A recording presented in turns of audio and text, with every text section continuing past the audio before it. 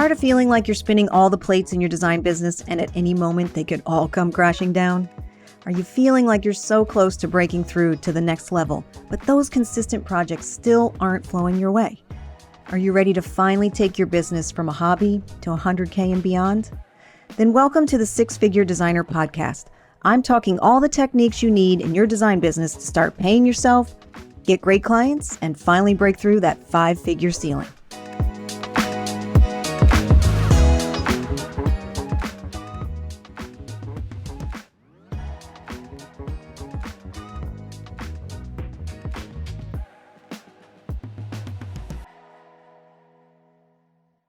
Today, we're going to talk about how to easily start to pre-qualify potential leads that come your way. Because one of the things that I hear designers tell me all the time is that they get a call and then they run out there to meet with a client and it turns out that it's not a good fit, or it's not the type of job they want to do. But of course they still continue on and offer a proposal, or they get hired. And I don't really understand why aren't you saying no to projects that really aren't a good fit for you? So today we're going to talk about how you can really start to get much better qualified leads coming your way with a lot less effort. So one of the first things that I'm going to tell you to do is on your website, when you have a contact us form, if you're getting leads from your website.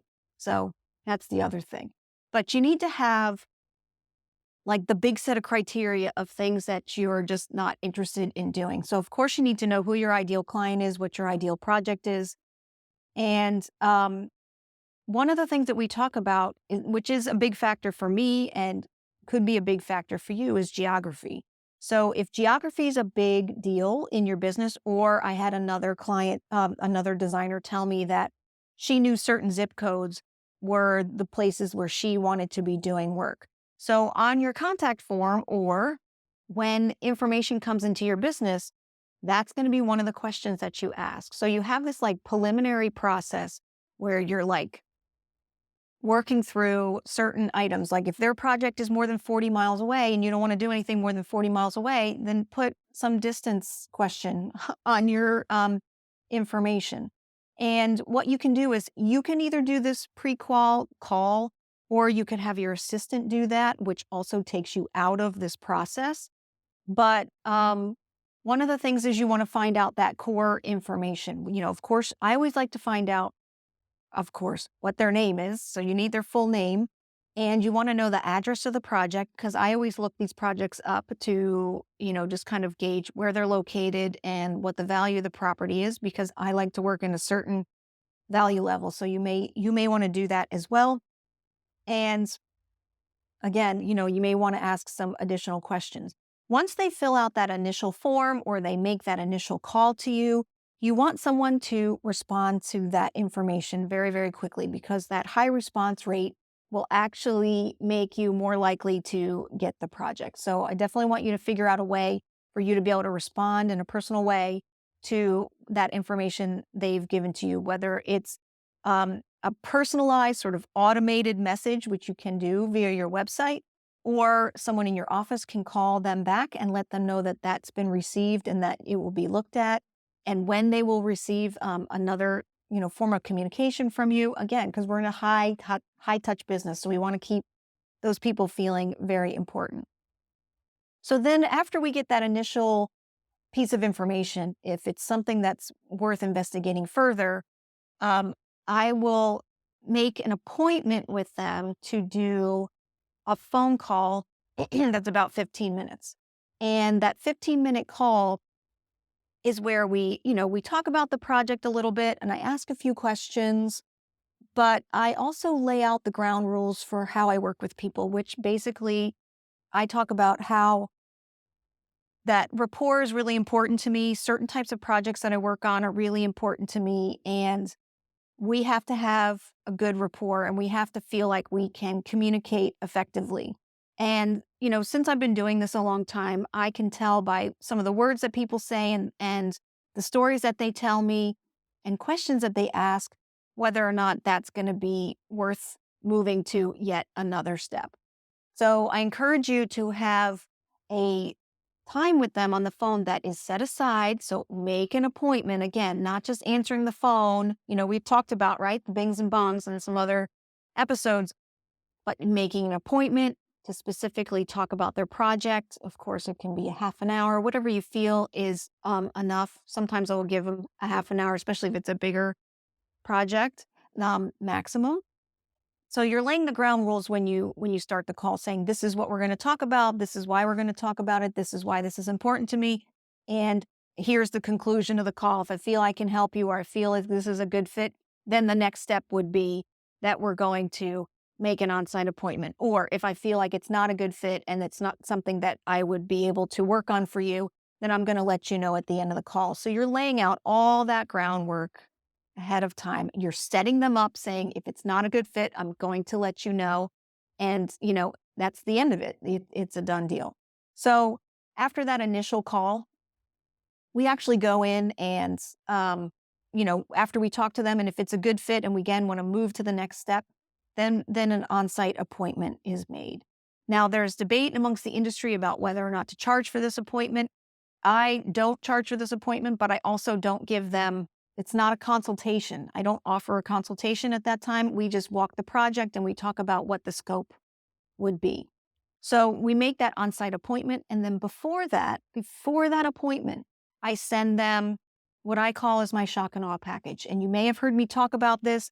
I do have a class on the shock and awe package, which describes in detail all the things that I include, why I include it, and forms that you can fill out and include in your own business, and then links to everything that I purchased for my shock and awe package so that it can be sent out. So the shock and awe package goes out to them via FedEx, and they get to review the material prior to our meeting.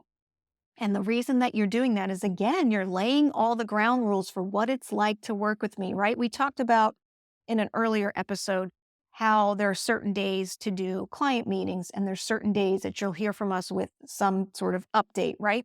That's all included in the shock and awe package, because you're laying all the groundwork for, this is what it's like to work with me. This is how I work.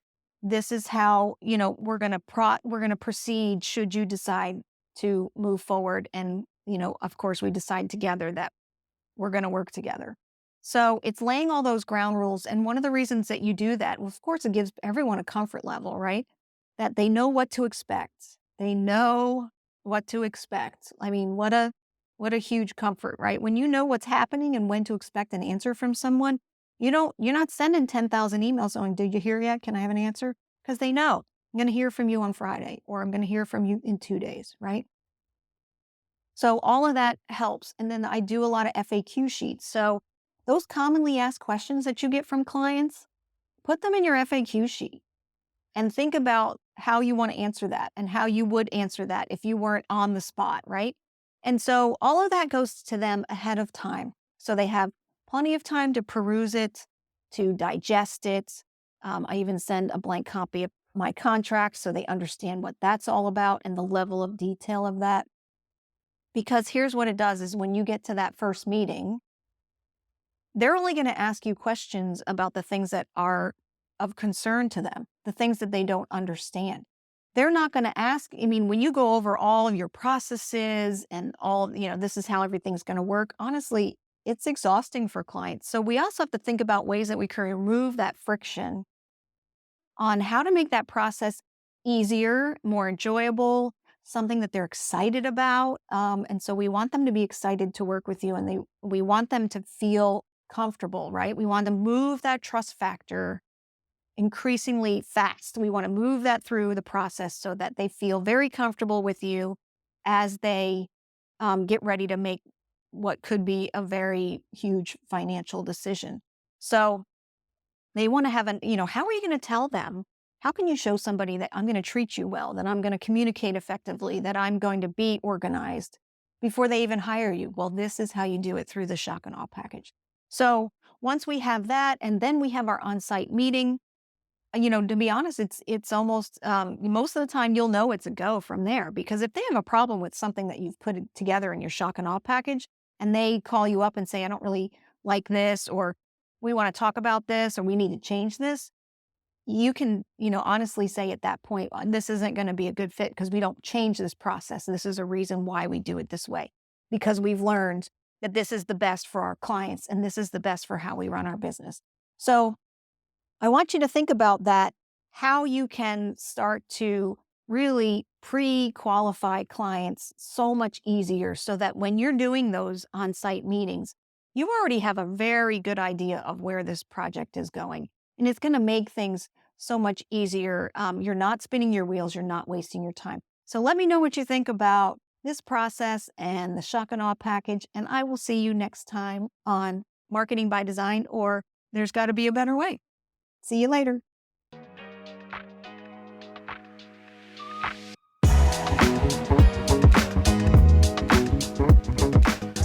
Thanks for listening to the SixFigure Designer Podcast. If you're ready to make six figures in your interior design business, then check out my Design Business Bootcamp.